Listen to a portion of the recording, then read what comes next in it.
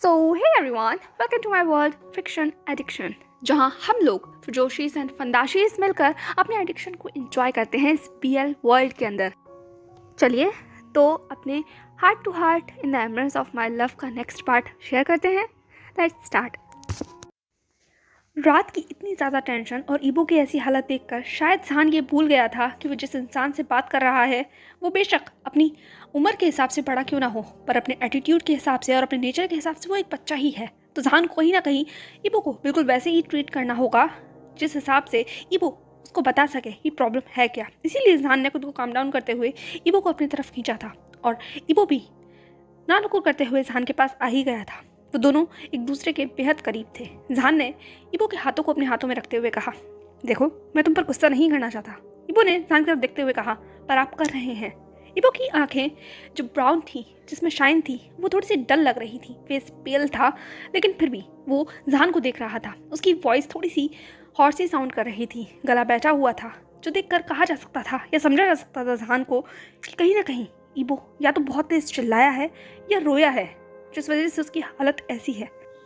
कहीं ये अपने फादर से लड़कर तो यहाँ नहीं आया। जैसे ही ये सवाल जहान के माइंड में स्ट्राइक हुआ, उसने तुरंत ईबो की तरफ देखते हुए कहा, लानवांग ईबो, सच बताओ, कहीं तुम अपनी फैमिली से लड़कर तो यहाँ नहीं आए हो?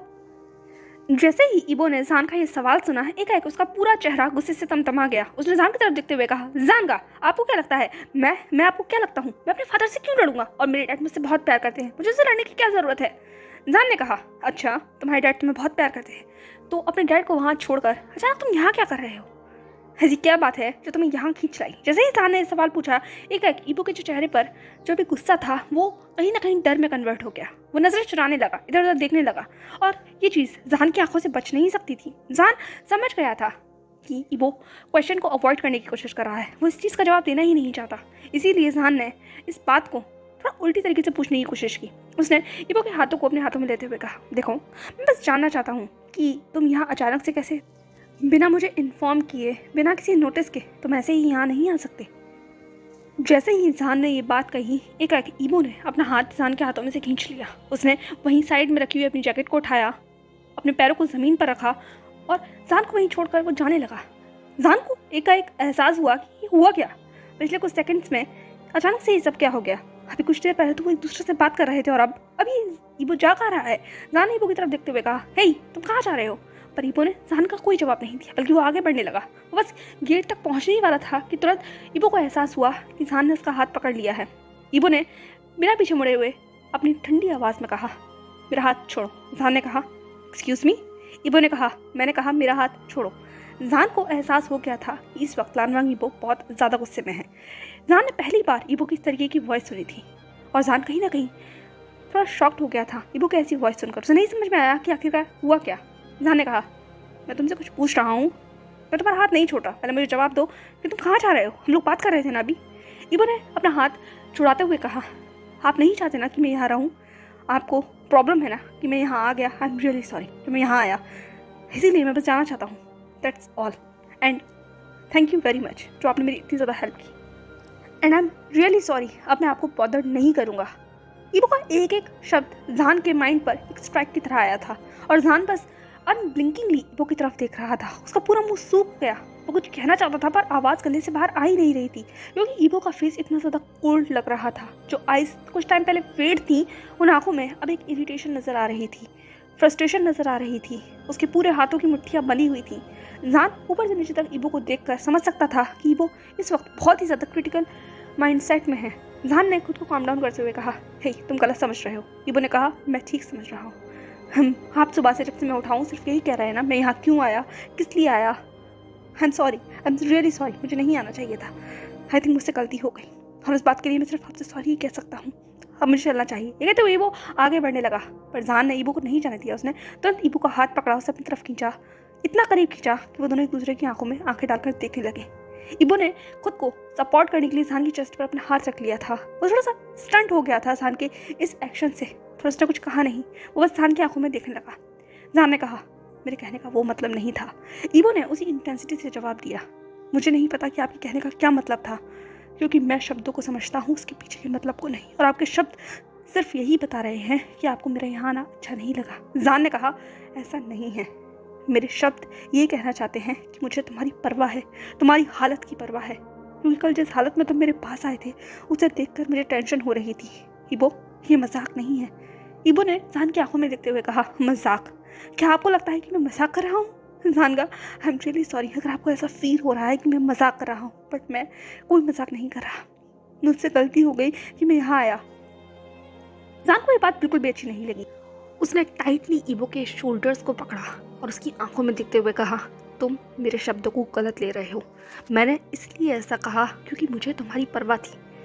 तुम मुझे बिना नोटिस दिए यहाँ पर आए और लगभग 8 घंटों तक तुम वहाँ उस क्वार्टर के बाहर बैठे रहे। तुम्हें पता भी है कि तुम्हारी तबीयत कितनी ज़्यादा बिगड़ सकती थी।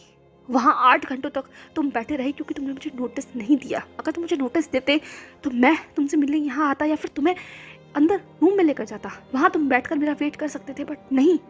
इसीलिए मैं नाराज़ हूँ। इसीलिए मैंने तुमसे ये कहा कि तुम्हें मुझे नोटिस देकर यहाँ आना चाहिए था। समझ में आया तुम्हें? मैं तुमसे ये कहना चाहता हूँ, हर बात का गलत मतलब नहीं लेना चाहिए। इबो जैसे ही ये बात सुनी, एकाएक उसकी बॉडी जो स्टिफ थी वो थोड़ी सी रिलैक्स हो गई। अब उसे समझ में आया था कि जहान के शब्दों का आखिरकार मतलब क्या था। पर क्या कहें, इस वक्त इबो अपने दिमाग में बहुत सारी चीज़ों से उलझ रहा था, डील कर रहा था। इसीलिए वो बहुत ज़्यादा काओस में था। उसे खुद भी नहीं समझ आ रहा था कि वो क्या कर रहा है, क्यों कर रहा है। बस उसका दिमाग उसे ये करवा रहा था। इबो ने जान की आंखों में देखते हुए कहा, मैं बस आपसे मिलना चाहता था। I just only want you. और आपको देखने के लिए मैं वहाँ आपका इंतज़ार कर रहा था। मैंने आपको कॉल किया था, बहुत बार कॉल किया था। इबो की ऐसी वॉइस सुनकर एक इंसान का जो कोल्ड टोन थी वो भी सॉफ्ट हो गई। उसका जो हार्ट था वो मेल्ट हो गया। उसने इबो को अपनी तरफ खींचते हुए उसकी आंखों में देखते हुए कहा, चैंप, मुझे तुम्हारी फिक्र हो रही है। मुझे बताओ कि आखिर हुआ क्या है।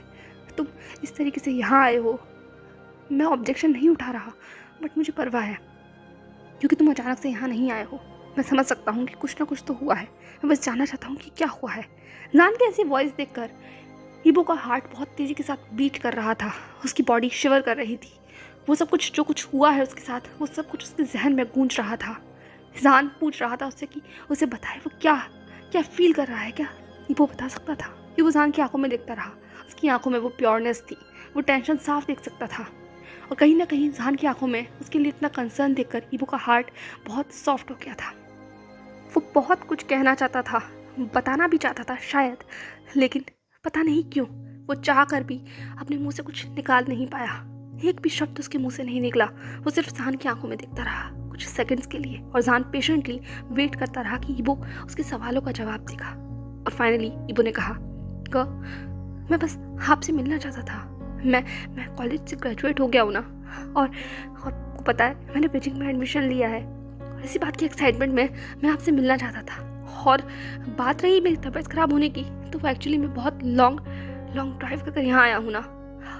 ड्राइवरी एक्चुअली मैं राइड कर आया हूँ। मैं बाइक से आया हूँ यहाँ, और उस बाइक से यहाँ आने में बीच में मौसम बहुत ज़्यादा ख़राब हो गया था। बारिश हो गई थी और मैं भीग गया था। इस वजह से शायद मुझे फीवर आ गया होगा। That's all. बस इसी वजह से ये सब कुछ हुआ। जैसे ही जान ने इबो की ये बात सुनी, वो उसकी आंखों में देखने लगा। जान समझ गया था कि इबो जो कह रहा है वो पूरा सच नहीं है। कुछ है जो अभी भी बाकी है, पर जितना इबो ने कहा है वो जान को गुस्सा दिलाने के लिए काफ़ी था। जान ने इबो की आंखों में देखते वो कहा, क्या कहा तुमने? इबो ने कहा, मैंने कहा। जान ने कहा, तुमने कहा कि तुम यहाँ बाइक से आए हो? इबो ने कहा, हाँ मैं बाइक से आया हूँ। जान के फेस पे ऐसा गुस्सा देखकर कहीं ना कहीं इबो थोड़ा डर गया था, क्योंकि जब भी जान का ऐसा गुस्से वाला फेस इबो देखता था उसे बिल्कुल भी अच्छा नहीं लगता था। जान ने कहा, फॉर गॉड सेक, तुम मुझे पागल कर दोगे। लानवांग इबो, तुम यहाँ बाइक से आए हो। तुम्हें पता है कूसू से और यहाँ तक की दूरी कितनी है? कितना टाइम लगा है? इसका मतलब तुम रात को निकले होंगे, है ना? इबो ने कहा, हाँ बहुत टाइम लग गया बट आपको नहीं पता, मैं बहुत अच्छा रेसर हूँ। मुझे बाइक चलाना बहुत पसंद है। इसीलिए ये इबो टूटी हुई हंसी देकर कहने की कोशिश कर रहा था। मॉल को थोड़ा सा लाइट करना चाहता था, पर इबो का ऐसा कहना जान के लिए काफ़ी नहीं था, क्योंकि इबो के ऐसे कहने के बावजूद भी जान के फेस के एक्सप्रेशंस बिल्कुल भी ठीक नहीं हुए थे, बल्कि और ज़्यादा स्कैरी हो गए थे। जान ने अपनी स्टन वॉइस में कहा, क्यों? बाइक जाने की क्या जल्दी थी? तुम्हारे पास कार भी होगी, और उससे भी बड़ी बात, तुम फ्लाइट से भी यहाँ आ सकते थे। ऐसा भी क्या आसमान टूट गया था तुम्हारे सर के ऊपर जो तुम्हें बाइक से यहाँ आना पड़ा? जान का ऐसा सवाल सुनकर इबो की पूरी बॉडी वापस स्टिफ हो गई थी। उसकी मुट्ठियाँ कस गई। क्या वो जान को बता सकता है कि आखिरकार ऐसा हुआ क्यों? क्या हुआ ऐसा जो उसे यहाँ ऐसा आने लगा। ईबो खुद भी नहीं समझ पा रहा था कि वो जहान के पास भागकर क्यों आया था, और इतना इतना भाग कर आया कि उसने ये भी होश नहीं किया कि वो कुछ कन्वीनियंट साधन ले सकता था। वो बस जैसा था वैसा ही अपनी बाइक पर बैठकर यहाँ के लिए सफ़र तय करने के लिए निकल चुका था, बिना ये सोचे कि इसका परिणाम क्या होगा, बिना इस बात की परवाह किए कि जहान ईबो को इस तरीके से देखेगा तो वो क्या सोचेगा। उसके दिमाग में ऐसा कुछ भी नहीं था। वो बस इस वक्त जहान के पास आना चाहता था, उसे गले लगाना चाहता था, उसकी वार्मनेस में अपने आप को छुपाना चाहता था। और अब जब रियलिटी उसे हिट हुई है, उसके पास कोई जवाब नहीं है। वो क्या जवाब दे? वो इसी उथेड़पुन में डूबा हुआ था कि जहान ने एक लंबी सांस लेते हुए कहा, ईबो, इस तरीके के डिसीजन लेना तुम कब बड़े होंगे? तुम मैच्योर कब बनोगे? हाँ, ये बच्चों वाले काम करना बंद करो। क्या तुम अपनी फैमिली को भी इन्फॉर्म किया है? निकलने से पहले चैन कहाँ है? ईबो ने बिना जहान की तरफ देखे हुए अपना सर झुकाकर सिर्फ मना करते हुए ये कहा कि उसने चैन को कोई इन्फॉर्मेशन नहीं दी है। जहान ने जैसे ही ये इशारा देखा, ये कह उसने और ज़्यादा स्टन वॉइस में कहा, व्हाट? तुमने किसी को भी खबर नहीं की? तुम्हारी फैमिली को पता है? तुम्हारे फादर को खबर है? ईबो, हाउ केयरलेस यू आर। जैसे ही ईबो ने जहान की इतनी सारी बातों को सुना, ये कह उसके अंदर जो भी गुस्सा था वो बाहर आ गया। उसने जहान की आंखों में देखते हुए चिल्लाते हुए कहा, फॉर गॉड सेक, हाँ मैं केयरलेस हूँ, हाँ मैं इनरिस्पॉन्सिबल हूँ, मैं एक बिगड़ा हुआ इंसान हूँ। बस अब तो आप खुश हैं ना? आई am sorry, I am really sorry, I literally sorry कि मैं यहाँ आ गया। और आप बिल्कुल सही हैं, मैं बुरा हूँ, मैं बहुत बुरा इंसान हूँ, मुझे किसी की भी परवाह नहीं है। बस यही सुनना चाहते हैं ना आप? यही सुनना चाहते हैं ना कि मुझे किसी भी चीज़ की कोई परवाह नहीं है, समय की, इंसान की, ना उनकी फीलिंग्स की। यही कहना चाहते हैं ना आप? ये कहते हुए ईबो जितना ज़्यादा गुस्से में था उतना ही ज़्यादा ब्रोकन दिख रहा था। और ऐसी हालत देखकर एक इंसान भी कांप गया। उसके बातों का ये मतलब नहीं था, वो बस ईबो की फिक्र कर रहा था, परवाह कर रहा था, इसीलिए उसने ऐसे शब्दों का इस्तेमाल कर दिया। और कहीं ना कहीं ये शब्द ईबो के दिल को तोड़ गए थे। इस बात जैसे ही जहान को इस बात का रियलाइज़ हुआ, उसकी मुट्ठियाँ कस गई। उसने हेल्पलेसली ईबो की आंखों में देखते हुए कहा, मेरे कहने का ये मतलब नहीं था।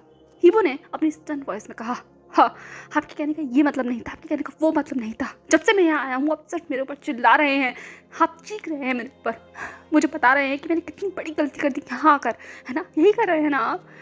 जहान ने ईबो की आंखों में देखते हुए कहा, नो चैप, मैं ऐसा नहीं कर रहा हूँ, प्लीज़। और ये कहते हुए जहान ईबो के करीब जाने लगा, पर ईबो अपने कदमों को पीछे खींचकर वहाँ से जाने की कोशिश करने लगा। और जैसे ही जहान को इस बात का एहसास हुआ, उसके दिल में एक दर्द उठा। ईबो को खुद से दूर जाता हुआ देखकर जहान ने कहा, नहीं चैम्प, ऐसा नहीं है। ईबो ने कहा, ऐसा ही है। ये कहते हुए ईबो की आंखों से आंसू निकल आए थे और जहान भी कहीं ना कहीं बहुत बहुत बुरा महसूस कर रहा था।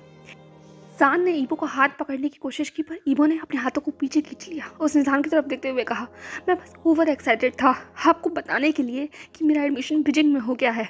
मैं बस आपसे मिलना चाहता था और इसी एक्साइटमेंट में मैं यहाँ आ गया। मैंने जी से आपका नंबर लिया, यहाँ तक कि मैं आपको कॉल कर भी बताना चाहता था, पर आपका फ़ोन स्विच ऑफ आ रहा था।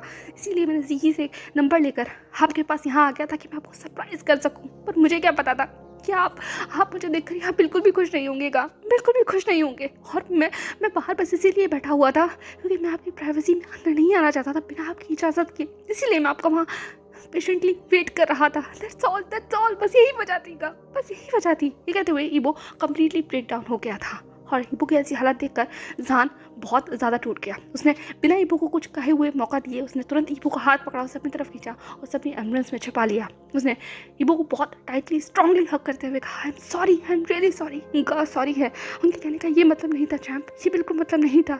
ईबो ने जहान के चेस्ट पर हिट करते हुए कहा, आप बहुत बुरे हैं, आप बहुत ज़्यादा बुरे हैं। ये कहते हुए ईबो खुद को छुड़ाने की कोशिश करने लगा, पर जहान की ग्रिप बहुत ज़्यादा स्ट्रांग थी।